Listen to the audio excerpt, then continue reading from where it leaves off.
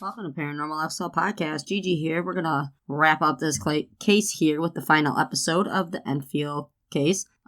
Just me on this final episode.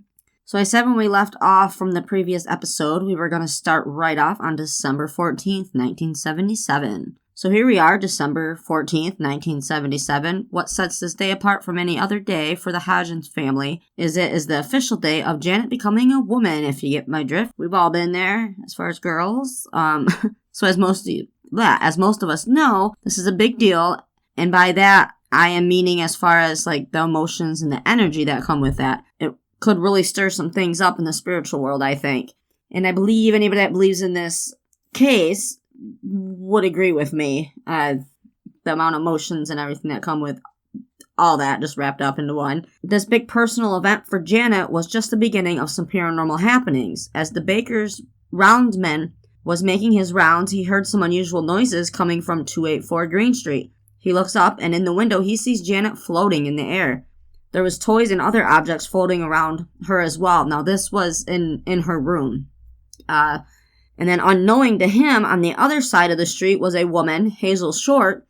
She stands by what she seen, and you can watch the interview with her as well online. She saw the same thing. So that's two eyewitnesses that we had that managed to look up into Janet's bedroom window and seeing her levitating off of her bed in horizontal, and then the toys and books and blocks and what have you were floating all around her too. That's pretty crazy. Now, if you go and you find the interview with Hazel Short, she said that she was like, what the hell did I just see? So she goes home and tries to like pick herself up in that way. I'm not really for sure how she tried to do that, but pretty much she tried to go home and levitate herself. Couldn't happen. You should probably go YouTube that interview. But wait, there's more. What happens next raises so many more questions and will put people on either side of the fence right on the middle. They were all sitting in the living room, including Maurice, and out of nowhere, they hear a dog bark. No one there has a dog. They were all in the living room together, so Maurice could see it wasn't the girls playing a joke. So that, and of course, he wants to continue documenting everything. I mean, that is why he's been there so long, 14 months total. So he hooks up his mics and he wants to question whatever's there making the barking noises. So I'm gonna insert that little blurb of the dogs barking that he got on recording. Let me use that now, say Dr. Bellon. Come on. Come on, say it for me, Dr. Bellon. With this voice, Janet claims this time it felt like it was speaking right through her instead of coming from behind her. Rosalind from the news station wanted in on this so she could record any happenings as well. This is what she got. Good evening. Are there still of you there? What do you call? Where's Harry? That's a joke, isn't it? Why do you sleep on top of Janet's bed? Why can't Janet feel you? I'm invisible. Why are you invisible? I'm a kitty. As we get more into this particular recording, the entity lets us know who it is, or at least who it wants us to believe that it is. I want you to tell me whether you remember what happened to you when you died. I went blind. Then I had an hemorrhage and not fell asleep, and I died in a chair in the court downstairs. After this, of course, everyone was like, what the hell? And Maurice did flat out tell Janet that he thought it was coming out of her. She, of course, said it wasn't and said that it felt like it was coming from behind her, like I just previously said. Maurice started having her put water in her mouth and or tape and water in her mouth when the entity wanted to come through via voice. Even doing this, the voice still came through. Now, if you've seen any of these videos, she looks normal sitting there, but the voice is creepy as fuck. Like, you see, there's also video when she does have the water and the tape over her mouth and then takes it out and she spits the water out like it's been in there, but the voice is still coming through, that's the part that's like, what the hell? So this is when the questions arise about where a deep voice like that comes from within the throat. Because, of course, you need to try to debunk everything in any which way possible. Like, what muscles in the throat are needed to make a voice like this. What makes me question this as a believer is the question on how did she do it when her mouth was full of water and tape. Also, it is said a voice like that makes you use your vocal fold, which is right above the larynx, which if you do this voice for more than a few minutes, it could cause permanent damage. Now, some of these people that witnessed this voice coming through Janet, and they said that they have tried to mimic this, and they couldn't do it for over a few minutes and ended up losing their voices and or really, really bad sore throats. And that was just from a few minutes. Now keep in mind, sometimes his voice would come through for hours at a time. When it stopped, Janet could talk just fine with her normal voice. She had no strain in her vocal cords whatsoever from doing this voice for hours and hours. Like I said, though, some of these videos, it'll show her and Margaret sitting next to each other. Margaret kind of doesn't like it phases her, but doesn't phase her. I don't know if she's just used to it or what, but it is very, very creepy.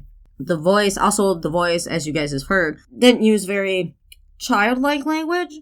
So, like, it used language like we do on the show, like adult language, because here is a clip, well, besides all the other swearing that you've heard it do.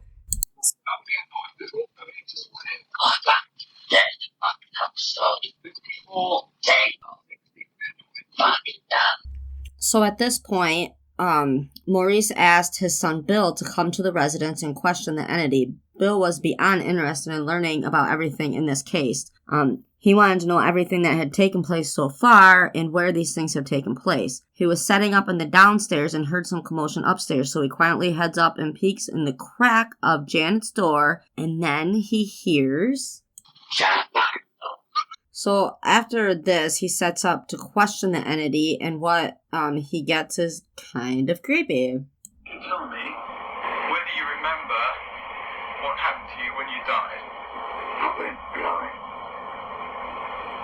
Then I had an hemorrhage and I fell asleep and I died in a chair in a corner downstairs. So after all that happened and the recordings had gotten out of her stating that she, at that time, was Bill Wilkins and how he had died. A few months had passed, and the man by the name of Terry Wilkins contacted Mr. Gross and informed him that that was his father's voice, and some of what she said in detail was true. But also, with all that being said, I did some deeper research I will go over more toward the end of the episode. So he does say... It's kind of like if you go and you look at that interview with Mr. Gross and Terry Wilkins, it was kind of, I don't want to say, lack of a better term, a bland explanation of how he had passed. Now, I'll just wait until the end because I don't want to spoil the story part of this. So, in July 1978, Peggy, Gross, and Playfair had Janet admitted to the psych hospital for eval testing. So many tests were ran. She was poked and prodded, way more than an 11-year-old should be.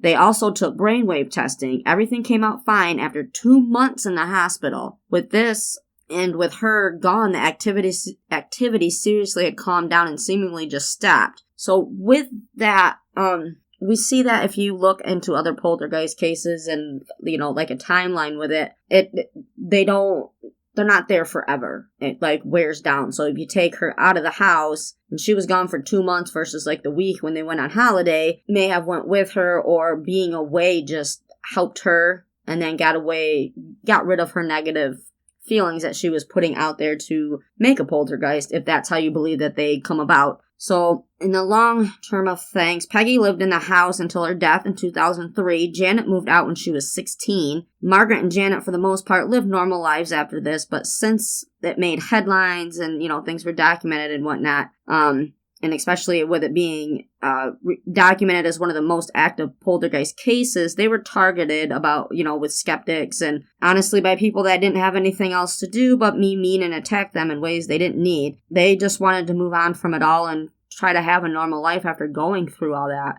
Something dramatic happened, regardless of if you believe that it's true or not. Something was going on, whether it was a young girl just having a hard go at being a teenager, or if there was an actual poltergeist there. She did form one to happen. You got to think back of when she got that, not the hypnosis, the bendy spoon guy, and she bent metal, without even touching it. She was over 6 inches away from it. So, you got to think of stuff like that. Maybe she was her mind was that strong that it could move stuff like that. She just didn't know it. The mind is so crazy. It's such a crazy thing and does so much more than we ever give it credit for. As, Mama Mary and I have said many, many times, I probably sound like the most craziest person that you have heard so far, but I just take a minute and think about it.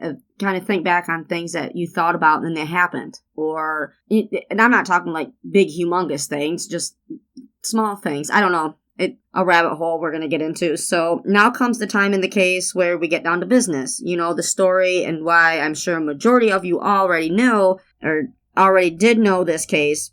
So let's get down to some of the questions and facts that weren't brought up. And we will do that right after the break. Go get a drink or get a snack or what have you. If you're listening at work, go potty. If you enjoy listening to paranormalxl podcast, please vote for us once a month on paranormalityradio.com. Be sure to see us on the monthly top 25. Also, until July 31st, you can nominate us on podcastawards.com. On this one, we are in 2 categories, People's Choice and Religion and Spiritual. In 2020, we did come up in the top 10, which was amazing, and we owe that all to you guys. Let's be honest, we want to make it to the final round again, so we can keep giving you guys the episodes you deserve. If you vote, let us know via email or messenger. We will be doing another drawing for a mini investigation kit. Includes full spec camp, flashlights, grid pens, plus more. Nothing but love and respect for our listeners. And we are back. So after hearing this case, and if you saw the movie Conjuring 2, you will notice the differences right away. Some things were added, of course, and some things were kept out. Some of the things I learned through researching this case and trying to dig deeper to find more about it are: over 30 people reported sightings from within and outside of this house. Bill Wilkins, the name the entity had used, so even though his son Terry came forward and said it was his dad's voice and the event stated that had happened, he did die in the chair. The name is correct and the place of death. So the info that was stated wrong was the age at death, the cause of death, and the place of burial. Bill Wilkins actually died of a coronary thrombus, a stroke. He was 61 when he had passed, not 72 like the entity had claimed. Now, there is evidence out there of Janet and her sister faking some of the situations, but we did go over those earlier in the case. This brings us to why. The theories about what and why of this case get a little out there. So if we are staying on the paranormal explanation, some say it was a demon, which we hear way too often, a poltergeist, an entity that was something else completely, but using the name of Bill Wilkins to mess around. Other explanations are it was all just a hoax. My thing with that is, what did they have to gain? Which Mama Mary and I had talked about. I do think they added more to it, however. I do think it stemmed from some type of paranormal reasoning. This is where the vicious circle comes in with the paranormal reasoning. So we talked about the poltergeist forming from somebody's emotions, dark emotions, the slow vibration when you're feeling down or depressed, that we form this poltergeist. Well, that's more of a emotional science thing, doing that, and then it crosses over into the paranormal. See, that's why everything's just so gray. So some even think that Janet had Tourette's syndrome, which is possible, but also brings you back to the voices and being able to talk like that for hours at a time. Also, times at which her mouth was taped and she was holding water. So with Tourette's syndrome, I've never known anybody with Tourette's. However, I've met people. I didn't know them personally. Sometimes you wouldn't even know. Sometimes it's just like a tic where they have to move consistently doing something. It isn't always just swear words. Sometimes it's just yelling out. They can yell out polite things. It doesn't necessarily just mean swear words when it comes to that. I think that's kind of a quick judgment when it comes to that, and there's ways to find that out. And she was in the hospital getting a psych eval for 2 months. I'm sure they did something like that, and then they did the brainwave testing and whatnot. So I would think if they're going to do that for 2 months, that may have been in there some way. I also wanted to touch back on if it was an entity or something paranormal, what could it have been? So, we always say poltergeist, but a poltergeist is also known as a PK manifestation. A PK manifestation or poltergeist is the event where someone, usually someone with abilities, has a lot of residual emotion from their own emotions or feelings. This forms an entity of its own, with a mind of its own, growing and feeding off the sensitive, medium, psychic's feelings and emotions until it's able to manifest its own energy built from all of this person's residual energy. Most people confuse this entity as a spirit or demonic presence, but they are quite misunderstood. From what I've seen and heard and learned from going through so many different places, if you're dealing with a poltergeist or a PK manifestation, it's the best to contact a medium with a strong presence who can show you how to clean this residual energy day by day until it's completely gone. And also arm yourself with information, because someone in your household, if someone does do that, it gets their emotions. We need to learn, they need to learn how to control their abilities. So do I think it's possible Janet had abilities? Absolutely. I think most of us do. However, if we tap into them, and they're not all the same. I think hers clearly were out of control. Besides the fact of just being 11 and doing silly stuff that an 11-year-old would do. There's so many explanations it could be, but we can't prove any of them. Another one is the interactive personality. The most common of all ghosts spotted is usually of a deceased person, someone you know, a family member, perhaps even a historical figure. These ghosts can be friendly or not, but often show themselves to others in a variety of ways. They can become visible, they can speak or make noises, touch you, or even emit an odor like perfume or cigar smoke, stuff like that, to let you know that they're there. Experts say that this type of ghost retains its former personality of when they were alive and can feel emotions, and often they are visiting you to comfort you or let you know something important. See, that's another thing that, we got the poltergeist, so we got the ghosts, we got demons, there's so many different levels of what people think that they're seeing. This is where I wish Mary was here, because she talks about the other realms and stuff like that. Whether you believe it or not, it's not going to hurt you to listen to it, but it's scary to think about. So with ghosts, yeah, there are people that have crossed over. Now when we talk about poltergeist, it's actually something completely different. So why the poltergeist put a name with it, see, that, I don't know, that's where I start questioning things, because a poltergeist is just essentially just energy. Now when you talk about the interactive ghosts and stuff and apparitions and stuff that we see, or as paranormal investigators we hope that we see, and we say, oh, my grandma visited me, she was in the form of a ghost, blah blah blah, it's not the same as a poltergeist. But with the ghost or interactive personality that I'm talking about, you can put a name with them. They were somebody. Now, a poltergeist, no. So that's why I'm not really for sure why, if it had a name attached to it, why they say it was a poltergeist. If that makes any sense whatsoever. Sometimes I just ramble. And thanks again to Hollywood, when you hear the term inhuman haunting, you automatically think of a demonic haunting. However, inhuman hauntings refer to any hauntings caused by something that never walked the earth as a human. So this would include angelic, animal, and elemental hauntings. Angelic and animal hauntings are pretty self-explanatory, but elemental hauntings are less well known and require some further explanation. The basic concept of an elemental refers to the ancient idea of elements, earth, water, wind, fire, and ether as the fundamental building blocks of nature. They were prominent in many of the native cultures throughout the world. Elements are referred to by various names. In the English-European tradition, these include fairies, elves, divas, brownies, leprechauns, gnomes, spirits, pixies, banshees, goblins, dryads, mermaids, trolls, dragons, griffins, and many, many others. Gnomes are an example of an earth elemental, and nymphs are an example of water elemental. So it could have been anything. Who's to say it was a ghost or a poltergeist? It could have been a Bigfoot, whatever. It wasn't, but I'm just saying. These also cause strange hauntings in your home. You don't necessarily even got to call it a haunting, because that just sounds scary all by itself, but by haunting, it just means that something else is there. So with all that fun information that we just went over, I hope that you did enjoy the case. I tried to put it together the best I could, but I went over it so many times. So many different resources for information. And I had to, you guys should have seen my notes when I first started this journey. They were all over the place, and I had to try to put them together and then find a direction to go with it. And it was all over. As you guys know, if you've listened to the podcast for the last 2.5 years, I get all over the place. So this was very, very fun to do.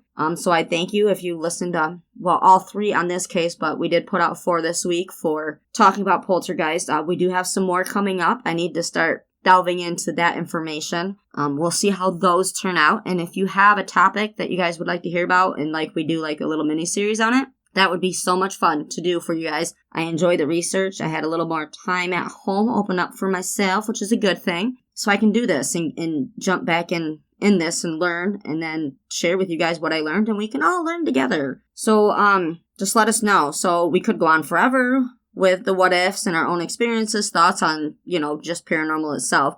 But I am excited to get started on the next case. So email us with what you thought of everything, or if you have any other ideas. Remember to email us. Well, you can email at us. You can email us at paranormalxl@writeme.com. Stay kind, stay humble, and remember, don't yuck someone else's yum. Ever.